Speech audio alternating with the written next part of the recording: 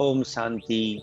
आज की अव्यक्त मुरली 22 अक्टूबर सन 1981 से लिया गया है, जिसका शीर्षक है सदा दाता के बच्चे दाता बनो।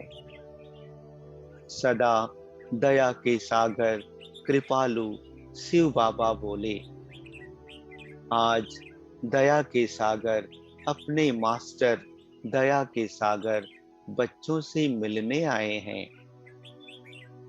भक्त लोग बाप दादा को और आप सर्वश्रेष्ठ आत्माओं का दयालु कृपालु इसी नाम से गायन करते हैं।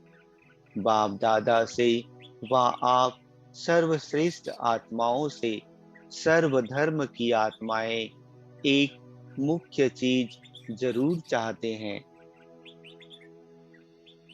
ज्ञान और योग की बातें हर धर्म में अलग अलग हैं, जिसको कहा जाता है मान्यताएं। लेकिन एक बात सब धर्मों में एक ही है, सर्व आत्माएं दया व कृपा, जिसको वे अपनी भाषा में ब्लेसिंग कहते हैं, यह सब चाहते हैं। आप सभी आत्माओं से अब लास्ट जन्म में भी आपके भक्त यही चाहते हैं। जरा सी कृपा दृष्टि कर लो, जरा हमारे ऊपर भी दया कर लो। सर्व धर्मों की मूल निशानी दया मानते हैं। अगर कोई भी धर्मार्थ आत्मा दयालु नहीं व दया दृष्टि वाला नहीं, तो उसको धर्मार्थ नहीं मानते हैं। धर्म अर्थात दया। तो आज बाप दादा दयालु और कृपालु कहाँ तक बने हैं, वह देख रहे हैं। सभी ब्राह्मण आत्माएं अपने को आदि सनातन प्राचीन धर्म की श्रेष्ठ आत्माएं अर्थात धर्मात्मा मानते ही हो।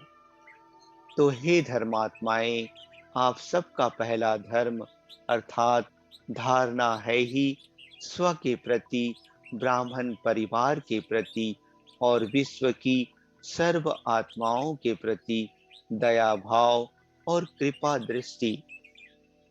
तो अपने आप से पूछो कि सदा दया की भावना और कृपा दृष्टि सर्व के प्रति रहती है व नंबरवार रहती है।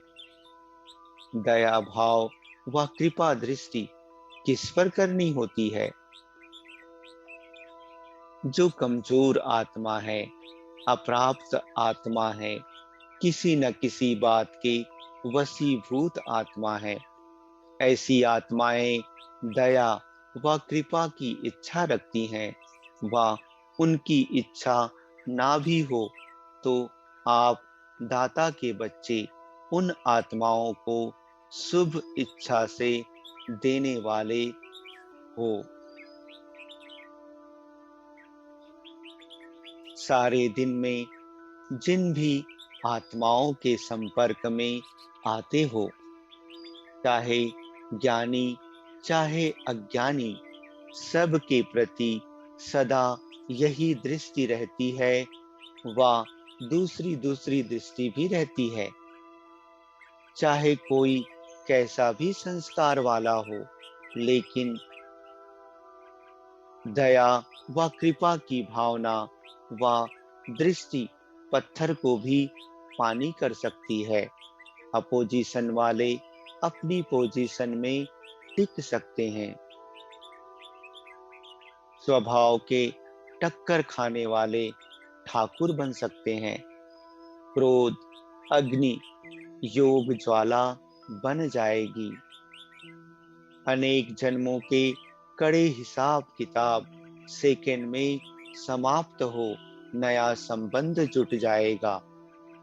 कितना भी विरोधी है, वह इस विधि से गले मिलने वाले हो जाएंगे। लेकिन इन सब का आधार है दया भाव। दया भाव की आवश्यकता ऐसी परिस्थिति और ऐसे समय में है। समय पर नहीं किया तो क्या मास्टर दया के सागर कहलाएंगे? जिसमें दया भाव होगा वह सदा निराकारी, निर्विकारी और निरअहंकारी होगा। मनसा निराकारी, वाचा निर्विकारी, कर्मणा निरअहंकारी। इसको कहा जाता है दयालु और कृपालु आत्मा। तो हे दया से भरपूर भंडार आत्माएं, समय पर किसी आत्मा के प्रति दया भाव की अंजलि भी दे नहीं दे सकते हो? भरपूर भंडार से अंजलि दे दो तो सारे ब्राह्मण परिवार की समस्याएं ही समाप्त हो जाएं। संस्कार तो आप सबके अनादि आदि अविनाशी दातापन के हैं। देवता अर्थात देने वाला। संगम पर मास्टर दाता हो, आधा कल्प देवता देने वाले हो। द्वापर से भी आपके जड़ चित्र देने वाले देवता ही कहलाते हैं। तो सारे कल्प के संस्कार दातापन के हैं। ऐसे दातापन के संस्कार वाली हे संपन्न आत्माएं, समय पर क्यों नहीं दाता बनते हो? लेने की भावना दाता के बच्चे कर नहीं सकते। यह दे तो मैं दूं, यह देवता नहीं लेवता हो गए। तो कौन सी आत्माएं हो, देवता व लेवता?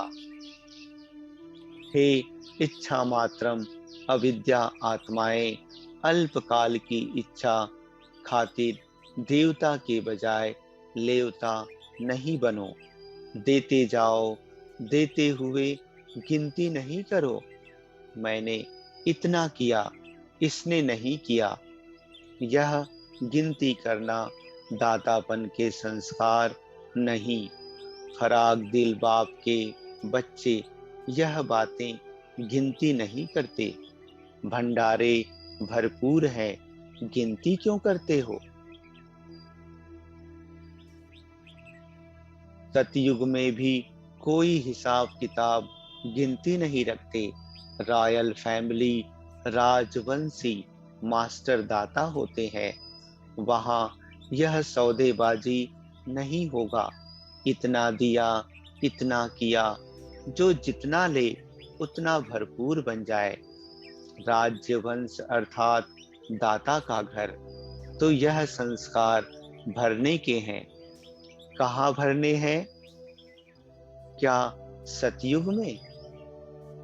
अभी से ही भरने हैं ना। यहाँ भी बाप से सौदेबाजी करते हैं। बाप ने हमको पूछा नहीं, बाप ने हमसे किया नहीं, और आपस में तो सौदेबाजी बहुत करते हैं। शहंशाह बनो, दाता के बच्चे दाता बनो। इसने किया तब मैंने यह किया। इसने दो कहा तब मैंने चार कहा। इसने दो बारी कहा व किया, मैंने सिर्फ एक बारी किया।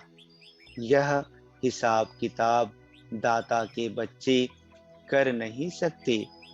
कोई आपको दे ना दे, लेकिन आप देते जाओ।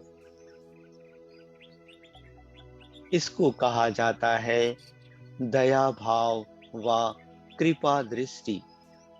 तो हे दयालु कृपालु आत्माएं, देने वाले बनो। समझा?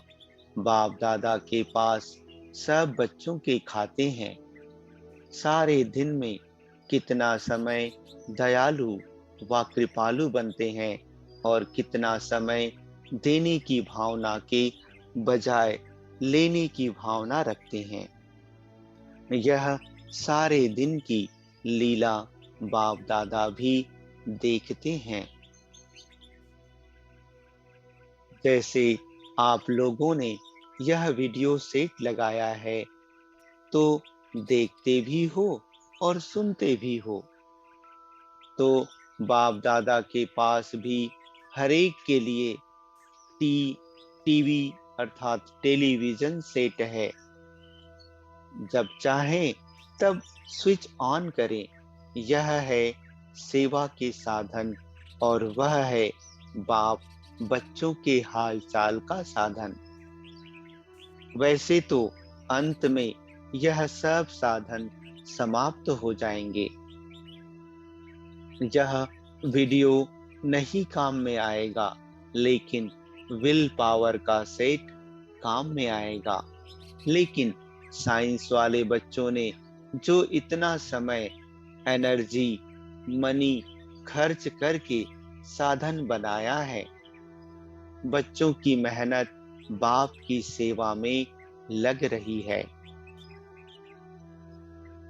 इसलिए बाप भी बच्चों की मेहनत देख खुश होते हैं कि सेवा के साधन अच्छे बनाए हैं। फिर भी है तो बच्चे ना, बाप बच्चों की इन्वेंशन देख खुश तो होंगे ना।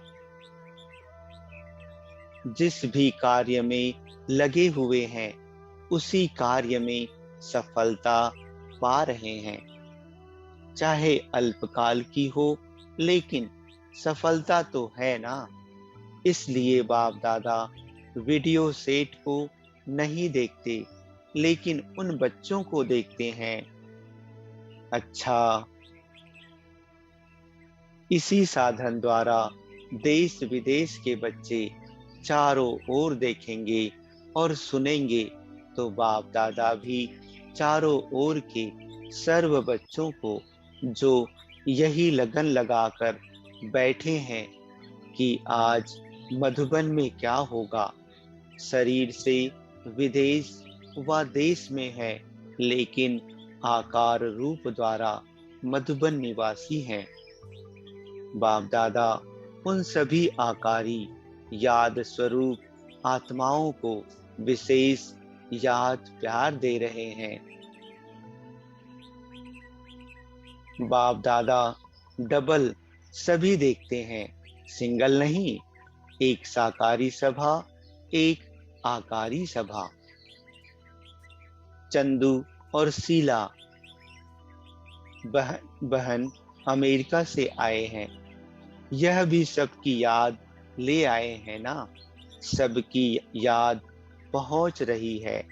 अच्छा, सभी के पत्रों का एक ही उत्तर है।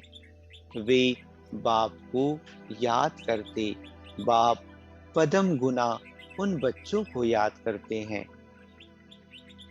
जैसे वे दिन गिन रहे हैं, वैसे बाप हर बच्चे के गुणों की माला सदा स्मरण करते हैं।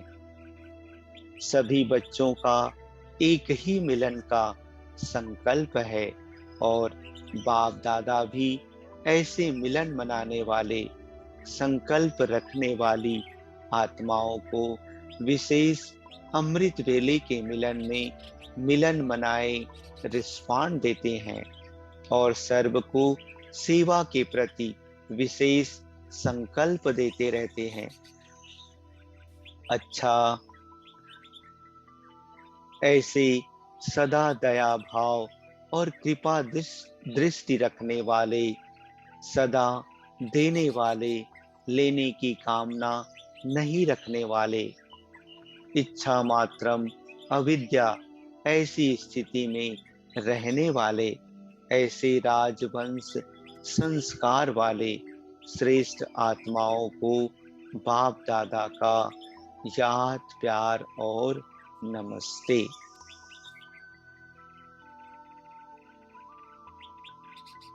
गुजरात जोन के भाई बहनों के साथ अव्यक्त बाप दादा की पर्सनल मुलाकात। सदा अपने को महावीर अर्थात महान आत्मा समझकर चलते हो। किसके बने हैं और क्या बने हैं, सिर्फ यह भी सोचो तो कभी भी व्यक्त भाव में नहीं आ सकते। व्यक्त भाव से ऊपर रहो, अर्थात फरिश्ते बन सदा ऊपर उड़ते रहो। फरिश्ते नीचे नहीं आते, धरती पर पांव नहीं रखते। यह व्यक्त भाव भी देह की धरनी है। तो जब फरिश्ते बन गए, फिर देह की धरनी में कैसे आ सकते? फरिश्ता अर्थात उड़ने वाले, तो सभी उड़ता पंछी हो, पिंजड़े वाले तो नहीं हो ना। आधा कल्प तो पिंजड़े के थे, अब उड़ते पंछी हो गए, स्वतंत्र हो गए। नीचे की आकर्षण अभी खींच नहीं सकती। नीचे होंगे तो शिकारी शिकार कर देंगे, ऊपर उड़ते रहेंगे तो कोई कुछ नहीं कर सकता।